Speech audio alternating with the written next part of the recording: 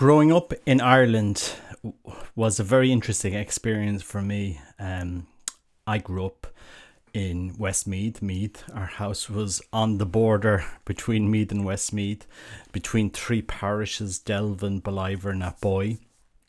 And I remember going to my uncle and, always being interested in the history of the Nugents of the area, which go back 1,000 years.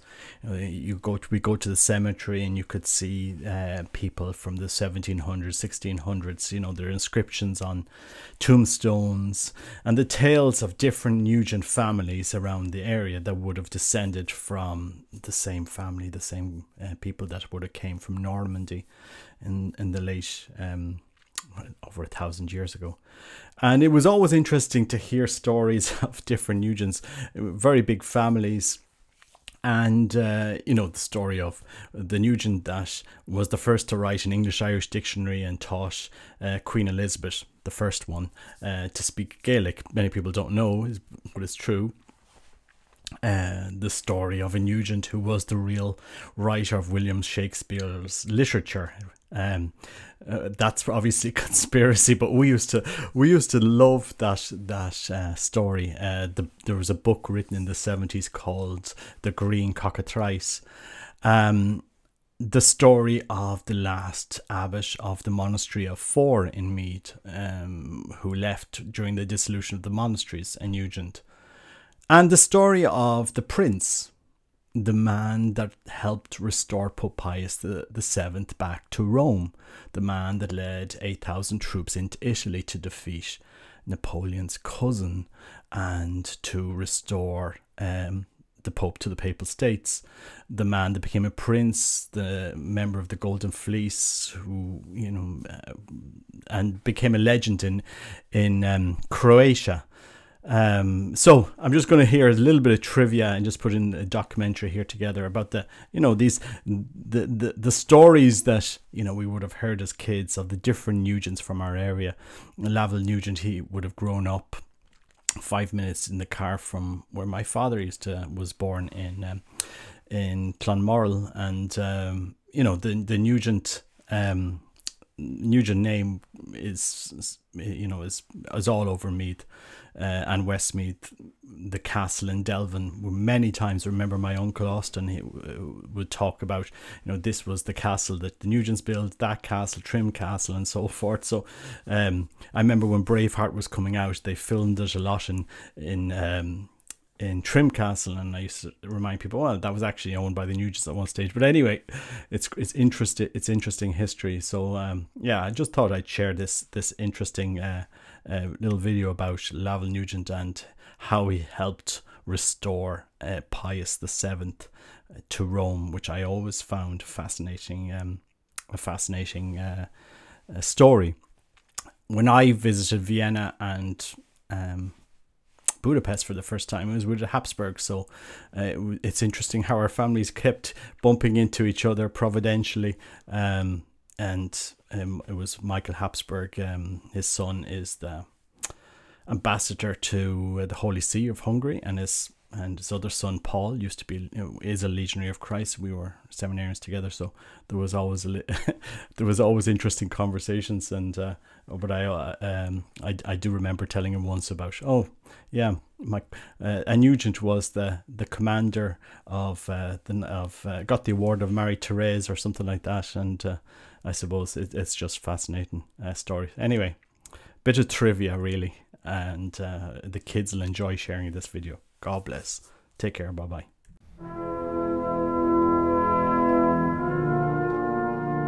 One of the greatest mysteries of Croatian history, a controversial and passionate figure, one who left a significant mark on the European politics of the 19th century, almost overlooked in historical records of the time, descendant of a historical Irish noble family, the most powerful nobleman of the Croatian Illyrian movement, founder of the first museum in Croatia, with a dream to restore the power of the Frankopan family.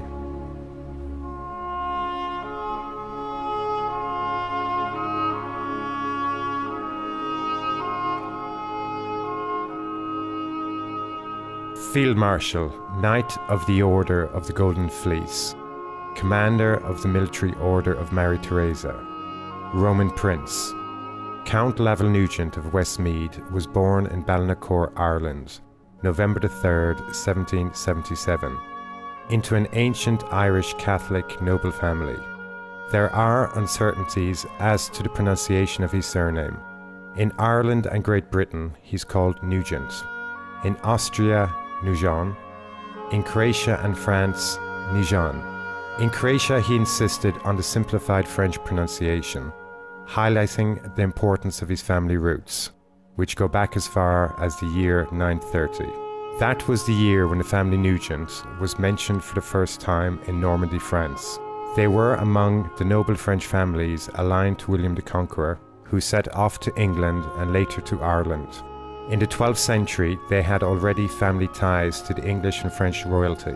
They took part in the Crusades, and throughout history, members of the Nugent family fought for various European rulers. In the 17th century, they entered into the service of the Habsburg family, and the Austrian branch of the Nugent family was formed, from which was born Lavelle's father, General of the Artillery, Michael Anton, in the 18th century, as well as his uncle, Field Marshal Robert Jacob Nugent.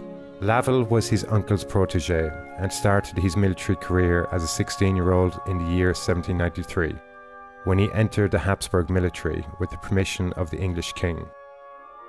His military career started as a cadet in the engineering corps. Due to his abilities and his persistence in the wars against Napoleon armies, he quickly advanced his military career, where he served back and forth in the engineering corps and the main headquarters. He took part in numerous battles in Italy, where for his extreme courage he was awarded the Knight's Cross of Maria Theresa.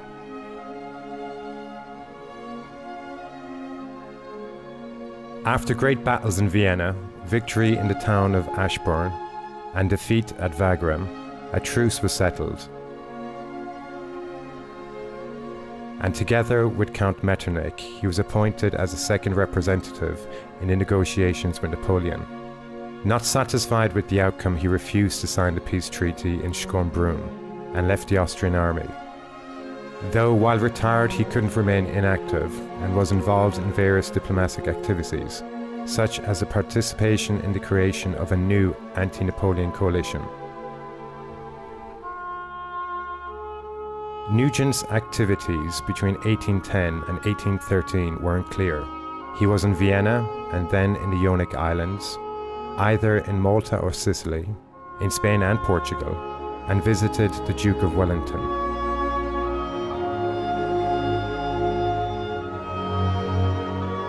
He then spent time in London, Göteborg, Kollenberg, Berlin, and then back to Vienna, and then started out on the same journey around Europe. With the Duke of Wellington in Spain, he discussed the possibility of embarking on Italy. From Spain in the year 1813, he took documents to Vienna, after which Austria declared war on France, and Nugent returned to the Austrian army. Immediately he proposed to the War Council of the Austrian court the plan for the liberation of parts of Croatia, conquered by the French, the so-called Illyrian provinces.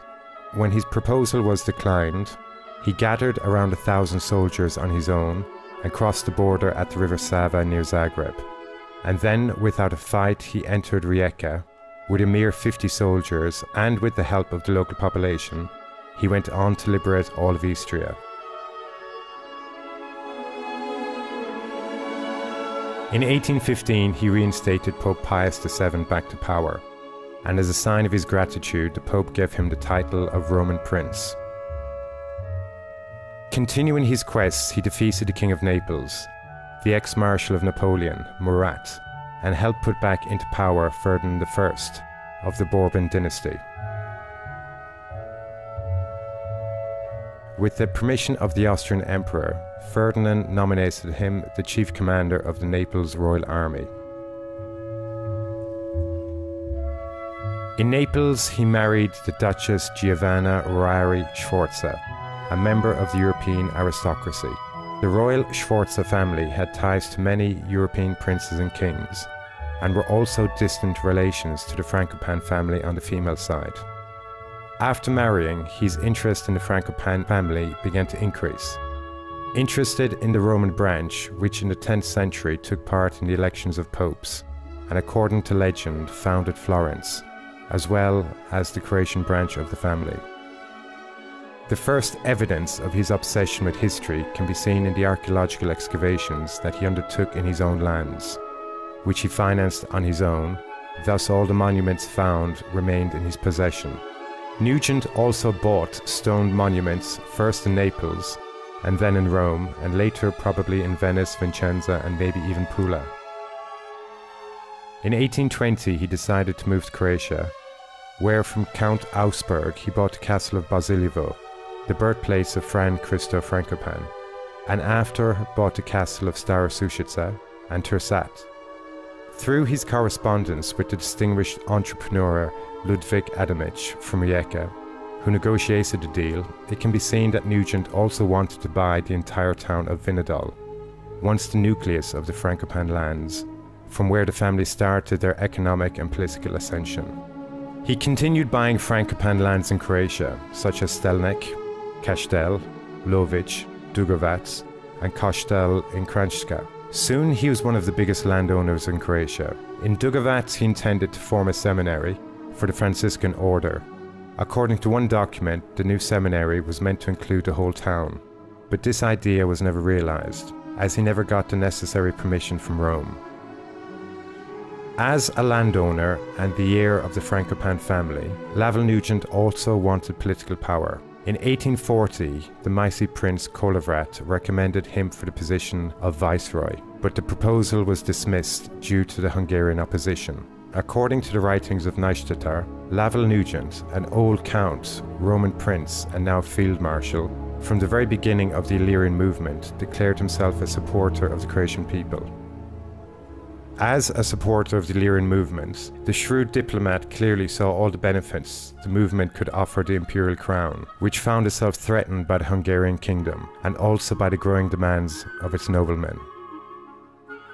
As he wasn't elected viceroy, he was appointed to the position of commander of the Vojna Krajina, the military frontier, the second most important position in Croatia. Following his nomination, he openly joined the Illyrian movement and became a member of the Illyrian People's Party. And being thoroughly aristocratic in his thinking, he wasn't satisfied simply with the membership in the party. He wanted the party to be the one which would govern Croatia. The central political problem in Croatia at the time was a conflict with the Hungarians, which culminated during the elections in the region of Zagreb, in which the Illyrian party won. The victory in the elections of the 31st of May 1842 was a sort of silent state coup and looked very British. Lavel, the commander of the Vojna Krajina, became a very pronounced figure in Croatia at the time. One can only imagine the surprise of the Hungarian court when they saw this previously self-disciplined, Germanized Irish field marshal appear to dress as a Croatian nobleman who wanted to lead Croatian politics. Especially after 20 years of patient preparations, he began to practice his politics completely openly. It was all overwhelming for the Hungarian court, and they immediately made two powerful moves. Lavel, one of the central figures of Illyrianism, was removed from Croatia in terms of real political power. Everything was done quite elegantly. He was removed from the duty as commander of the Vojna Krajina and appointed commander of Inner Austria and Tyrol. At the same time, a Hungarian was proclaimed viceroy. It didn't take long for Lavel to respond. He introduced his son Albert into Croatian politics, also a controversial historical figure. Albert had inherited courage and severity from his father and was soon nicknamed the Croatian Lion. He, however, lacked his father's subtlety, thus his behaviour was rather severe. If we consider that half of the old Count Nugent's background had its origins in Ireland, it is even stranger to observe that his eldest son Albert was the most passionate member of the Illyrian movement in Croatia. Count Albert spoke excellent Croatian, and in public and in his frequent travels, he wore the multicoloured uniform of the Saracens from the Vojna Krajina. He often draped himself proudly in a red mantle. After returning from wars in the Holy Land, Albert launched himself into Croatian politics. His first public appearance was during the solemn proclamation when Count Haller was proclaimed viceroy. The young Count Nugent knew how to lessen the effect that the Hungarians' extravagant celebration had on the spirit of the citizens of Zagreb, and he prepared a great counter-ceremony in the name of the People's National Party. Nugent arrived riding a Turkish horse at the head of the procession, wearing an Illyrian uniform, followed by 400 liberals in national garb, adorned with red caps on their heads and rifles over their shoulders. When the procession arrived, the locals cheered passionately, and their thunder-like cries of "Viva" gave a sign to the Hungarians that they shouldn't be too confident in their victory. The painting representing Count Albert Nugent at the head of the procession can still be found today in almost every town and throughout all the houses of Croatian patriots. Due to later events, the Illyric name was forbidden to be used, and the fighting moved from a political to a cultural perspective. In this context, one should consider the official opening of the unfinished Nugent Museum in Trsat in 1843. The museum is the first complex museum in Croatia. In Lavel's plans, the function of Trsat was dual. It was meant to become a strong cultural centre, strictly tied to the Frankopans, as the deepest roots of Croatian history, and at the same time serve as a monumental necropolis for the Nugent family. For this purpose, the ruined castle of Trsat was renovated in the spirit of Romanticism. It was one of the first restorations of a medieval fortress in Croatia. For the tomb, a mausoleum shaped as an antique temple was constructed, with the facade of 4 Doric columns, with an empty pediment above where the words "Peace of Heroes" was inscribed in Croatian. According to the words of one contemporary, the exhibits of the museum were meant to be displayed in the towers of the castle. In the 3rd tower, the old paintings of great masters in the Count's possessions were supposed to be displayed. In the 4th tower, there was meant to be the guards' quarters and a collection of Utrasian vases, while the 5th would have had a collection of old coins and medallions, as well as other bronze objects. Apart from this, the museum also contained a large collection of stone monuments, a collection of old documents, maps and graphics, and a collection of objects of the Frankopan family. Lavel not only fought for Croatia on a cultural level, but he also wanted to make Croatia economically strong. Thus, he was one of the founders of the Croatian Economic Society. The revolutionary events of 1848 brought Lavel Nugent into the political life of Croatia and the monarchy. One of the most important issues was the election of the Croatian viceroy, in which Nugent played a crucial role. Upon his arrival in Graz, Ludwig Guy went immediately to his protector Nugent, and they immediately discussed the current situation in Croatia. At the time, Guy insisted that there was only one solution, and that was to place at the head of the people a favoured genius and loyal man who would lead the national movement to the needs of Croatia and the imperial court. He added that he knew only one person capable of accomplishing such a task, and that was Colonel Baron Josip Jelačić. As a general, Nugent valued Jelačić very much, but he had reservations, which he shared with Guy, concerning his young age and lack of experience as a colonel of the frontier. But eventually Nugent gave in to Guy's argument and added that it would be of the utmost importance to get the consent of Archduke Johann, who was sojourning in Graz at the time. After the successful appointment of Josip Jelačić to viceroy, the Archduke Johann sent Nugent to northern Italy to help Marshal Radetzky lead the reinforcements of 35,000 Croatian frontier soldiers. For his successful campaigns in Italy, the Emperor awarded Austrian countship to him and his nephew Ivan. At the beginning of the war with the Hungarians, Nugent was proclaimed chief commander of Inner Austria, Tyrol and Illyria. Although he was rather reserved at the beginning of the war with Hungarians, he later advanced his troops from Radgona in southern Hungary and conquered Osijek. At the end of the war, together with Jelačić and the other generals who had saved the Habsburg monarchy and throne, Nugent was again awarded the highest Austrian order, the Commander Cross of the Order of Maria Theresa. But the absolutism of Franz Joseph was the end of the idea of a powerful Croatia. Many significant figures, such as Jelačić and Guy, left the political scene, and with them, Albert Nugent disappeared from the historical scene as well. However, Lavelle remained in politics in his own particular way, proving that not even important social changes could suffocate his constant need for battle. From this, he lobbied for Rijeka to become the main military port of the monarchy, a sort of Austrian Gibraltar. His plan seems a little bizarre in today's perspective, as well as all the other actions he undertook. However, if we consider that Rijeka was part of Croatia until the Croatian-Hungarian Accord, it clearly shows the political significance of his actions. Lavelle had tried to convince the court to choose Rijeka as the main Austrian military port, and with this act, the monarchy would invest heavily in Croatia and would also add new military power. However, everything Lavelle had proposed for Rijeka was carried out in Pula. Lavelle was a man of all times, driven by passions, which is seen in the episode of 1859. At the age of 82, as a volunteer, he took part in the Battle of Solferino. He almost never let up. Even on his deathbed, he dictated a proposal to introduce railroads into Croatia. Lavelle Nugent died in Basilevo on the 22nd of August, 1862. His body was transferred from Basilevo into the tomb of Peace of Heroes in Tersat, next to the sarcophagus of his wife, where he rested in peace for almost a century. After Lavelle's death, only his son Arthur stayed in Croatia, and because of the extreme expenditures, he lost all of the lands except for Basilevo and Tersat. He too wanted to become a Croatian viceroy and spent most of his life in Zagreb. He died childless in 1897 in Basilevo. His son Albert left Croatia for good. He spent most of his life in Naples and died in London in 1896. His extramarital daughter Anna Nugent returned to Croatia and took over the lands of Basilevo and Tersat. After selling Basilevo, she was the last owner of Tersat and gave it a ghostly magical atmosphere of a cursed city.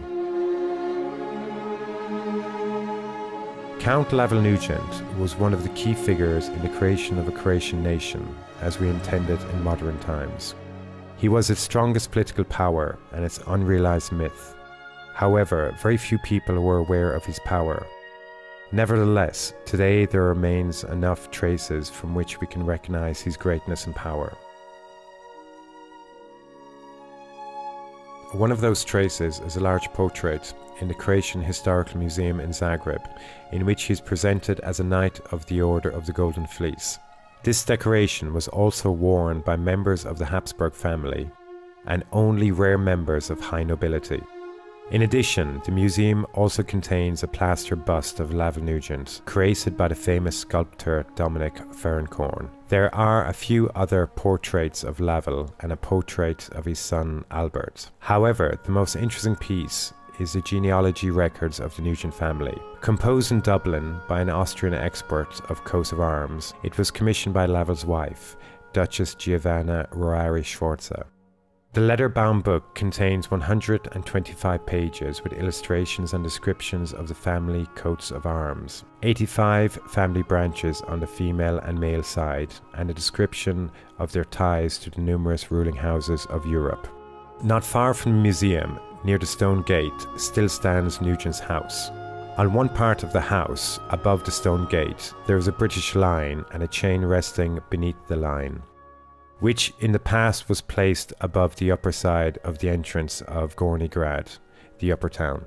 According to legend, the chain originates from Admiral Nelson's ship in the Battle of Aboukir, 1798, where Nelson defeated the French fleet thanks to a maneuver in which he used the ship's anchors. In memory of the event, he gave the anchor's chain to his mistress, Lady Hamilton, who then placed it in front of her villa in Naples. As the commander of the Naples army, Lavelle obtained the chain in a way which is still not documented.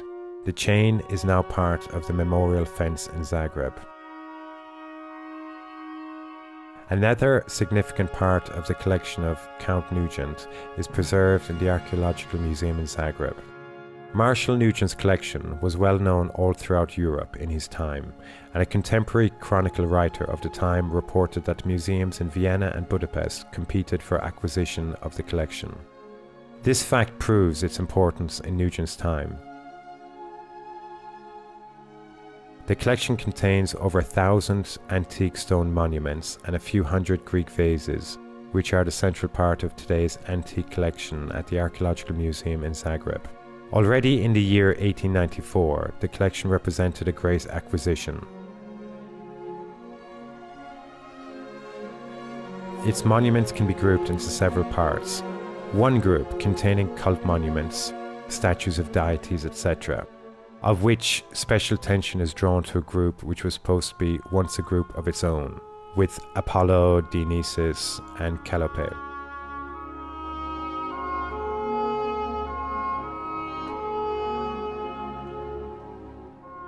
However, the collection also contains a head, presumably from Prenestino, one of the well-known Euro-Thracian sites, and is the oldest stone monument in possession of the Archaeological Museum in Zagreb. There are portraits, as well as fragments of antique sarcophagi, which represent the highest of Roman art at the time. These are perhaps the most significant pieces of the collection.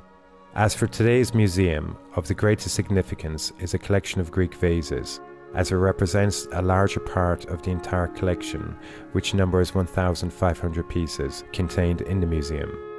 From an artistic point of view, or the appeal it has on visitors, the collection with its exclusive pieces will surely remain the most attractive part of the antique collection at the Archaeological Museum for a long time. The two most important lands of the Nugent family were Brasiljevo and Tersat. Count Lavell Nugent reconstructed the castle of Brasiljevo in the Romantic style and filled its interior with one of the most beautiful private art collections of the time. The castle itself is enormous and is composed of several connected buildings, and the local population say that it contains the same number of rooms as the days of the year. The large ballroom, all in wood, is particularly beautiful. In today's remains we can imagine how beautiful the tall main tower must have been, from which the castle looks like a ship and offers a beautiful view of the surroundings. Arthur Nugent was probably the one to envision the castle as a ship, as he ordered the construction of the central tower and had the wooden ceiling decorated to look like a ship's compass.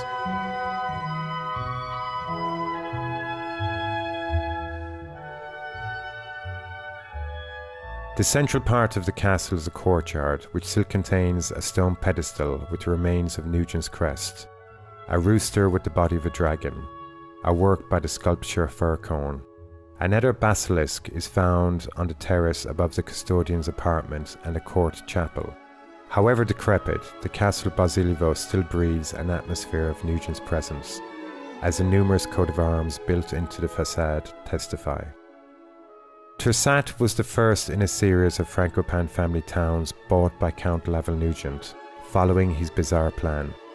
The Marshal, blue-blooded Irish of French descent, had chosen Tersat as his final resting place, above all other castles in Italy, France, England, Spain, and the Habsburg Empire. In the mausoleum of the chapel dedicated to St. Joseph, there were the sarcophagi of Nugent and his wife. Other members of the family were meant to be buried in 8 vertical tombs, according to Celtic tradition, in the space behind the mausoleum. On the terrace in front of the mausoleum, 2 of Furcone's basilisks are still seen, which in pair used to guard the mausoleum, holding shields in their claws with the coat of arms of Lavell Nugent and his wife. But the eccentric count wasn't destined to enjoy his museum, which even a person as great as him wasn't able to finish in time. Nor does he enjoy his final resting place, as he was removed from his own tomb during the restoration of Tersat in the 1960s. His and his wife's sarcophagi were broken down and are now lying like ordinary stone pieces in front of the entrance of the castle. Nevertheless, Count Nugent's remains have never left Tersat. His bones were built into the walls of the Roman tower.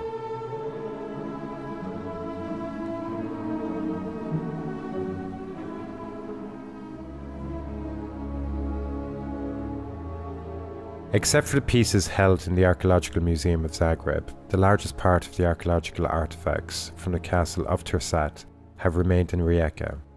A small part can be found today in the museum of the city of Rijeka. However, it seems that the largest part of the collection from Trsat, travelling in various ways, ended up in the Maritime and History Museum in Rijeka. In one small corner, there are pieces taken from Trsat, Lava's portrait, furniture, and tableware with his coat of arms, manufactured in his factory. Many other pieces are scattered throughout the museum, such as a beautiful cast iron chandelier, stone monuments, a suit of armour exhibited in the gallery. Of all the pieces found in the museum, particularly valuable are the works of the famous sculptor Canova. From Canova, Laval commissioned two of his own busts, one of his wife Giovanna and one of his daughter Beatrix. He commissioned a statue of the infant of St. John from the sculpture as well. There are still many secrets and ambiguities connected with the inheritance of Nugent, particularly concerning the collection of paintings of old masters, which according to preserved descriptions must have been rather impressive. Today, the collection of Nugent family paintings is the most interesting part because it still leaves enough space for new research. Up to now, analysis has shown that the family possessed over 200 Renaissance and Baroque paintings, including the greatest names of Italian painters.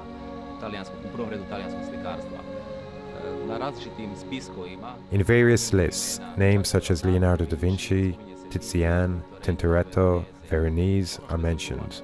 The most interesting works which should be mentioned are those found in the Maritime Historic Museum. There is The Adoration of the Magi by Giorgione, an early painting known as the Night Painting, and then there is the St. Rocco by Tizian, part of the left wing of the altar which depicts St. Rocco, the Madonna and Child, and St. Anthony.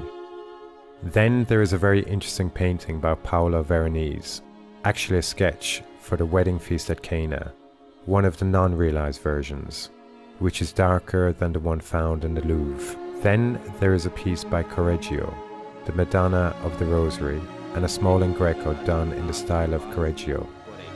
All of the works collected by Nugent were meant to be exhibited in Trsat as a part of his project, Museum Mausoleum, and the largest part is actually taken from two older Italian collections, the collection of the family Dieste from Ferrara and Modena, and the Foscari family of the Venetian Doges.